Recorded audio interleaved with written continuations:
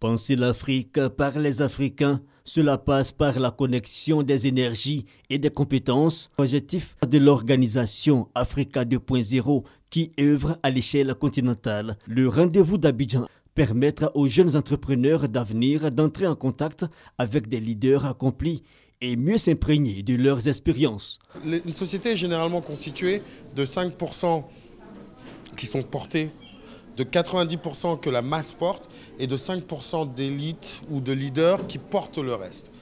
Si l'Afrique est capable de produire par un dialogue intergénérationnel un taux de leaders beaucoup plus important, mais tant quantitativement que qualitativement, là on aura vraiment une génération qui pourra devenir championne du monde. Et c'est parce que c'est l'enjeu aujourd'hui. Le moyen choisi, le mentoring, permettre à chaque jeune entrepreneur d'établir une relation de coaching avec des leaders accomplis, projet innovant, charisme pour des perspectives heureuses pour l'Afrique. On identifie que l'une des bases justement pour pouvoir accompagner cette nouvelle vision de l'Afrique, c'est de passer par la jeunesse et c'est de leur offrir de nouveaux chemins, de nouvelles possibilités. Et pour un continent qui se réalise, il faut une vision, celle par exemple de l'agro-industrie comme facteur de développement. Le ministre de l'Industrie et des Mines a parlé de l'exemple ivoirien. Il nous faut donc aller vers l'agro-industrie. On n'a pas le choix.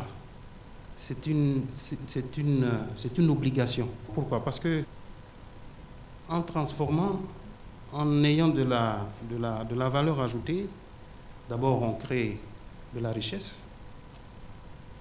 On évite l'impact de la fluctuation des cours des matières premières. Avoir un accompagnement de nos autorités étatiques. Deuxièmement, nous avons besoin d'avoir des entrepreneurs qui sont stimulés et poussés non seulement par les facilités qui sont mises en place, mais également par des financements qui soient effectifs. Panel et présentation de start-up novatrices, entre autres, au programme. Prochaine étape d'Africa 2.0, le Kenya et le Sénégal.